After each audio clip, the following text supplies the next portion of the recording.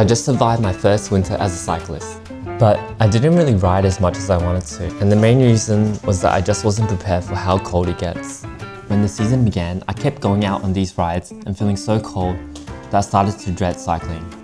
After spending way too much time online looking at cycling kits, I found that I only needed to make a few changes to improve the comfort and quality of my rides. So number one was getting myself a thermal base layer. Thin base layer that I used in summer just didn't trap enough heat. So I got this one from Uniqlo and it's been amazing in keeping me warm as well as wicking away sweat. Number two is you need to prepare for the wind chill. Even going slow on the bike, you're going to feel a cold wind, so you want to keep your extremities covered. So get some 4-finger gloves, some thick socks, and something to cover your neck and head. I found this Merino wool neck buff from Decathlon to be really good. There were times that I found it too cold to even breathe through my nose, so I was breathing with my mouth through the neck buff, and it would get wet but it still kept me warm. You can also wear it multiple ways, like around your neck or even over your head. So the last tip is make sure you charge your lights the night before. It's going to be darker in winter and there's nothing worse than getting hyped up for a ride and getting all kitted up and then finding out your lights aren't charged. Here in Perth, it's been raining a lot lately, so when the weather finally cleared up, I decided to go for a ride. For my hydration on the bike, I've been doing this mixes of 60 grams of sugar, a bit of lemon juice and a bit of salt and some water. The night before, I like to make sure all my lights are charged so we're ready to go in the morning.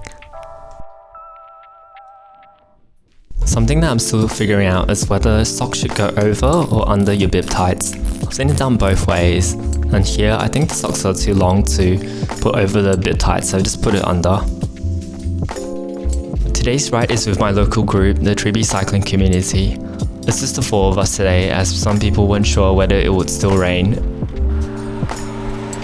As a beginner cyclist, it's good to have a group that you cycle regularly with. It feels safer and you can always learn something from the more experienced riders.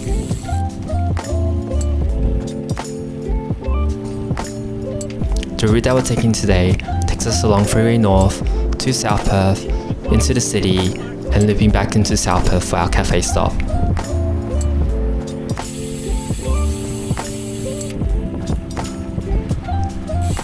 So this winter will be the first time I'll be riding on wet roads, and as I have disc brakes, I noticed pretty quickly that the brakes squeak, and at first I was caught off guard, but it's perfectly normal because dirt and water gets into the pad and rotors and makes that squealing sound.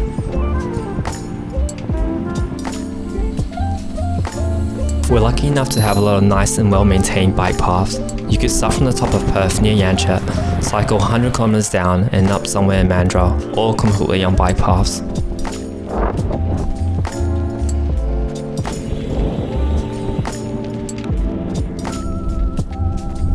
When we cycled into South Perth, the roads were filled with puddles. So here's another tip that I learned the hard way. When you go through the puddle, make sure you have enough momentum first, and then keep both feet parallel to the ground, so that way you'll stay dry. I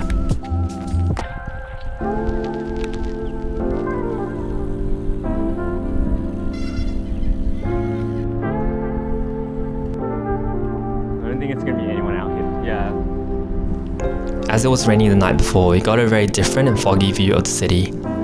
Something that I really appreciate about cycling is that I get to experience the same places in a different light. Looping back into South Perth, we made it to the cafe just as it opened.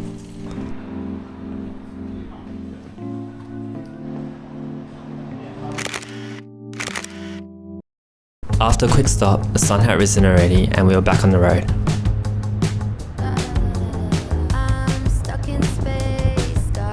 Heading back home, I thought we'd just be going at the same chill pace that we started with, but Clint and MJ had other ideas. So something else I really appreciate about cycling is that you get to see places that you wouldn't normally see travelling in a car. So here we're under Mount Henry Bridge, and at the top it's just a normal looking bridge, but on the bike path you get to go slowly and appreciate the view of the river.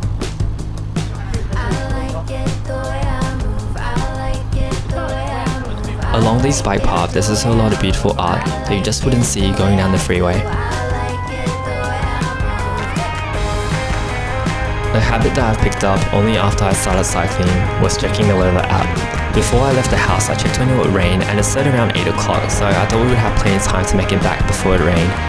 But now it was only 7 AM and the rain was coming in pretty heavy. I think the shower came a bit early. It's alright.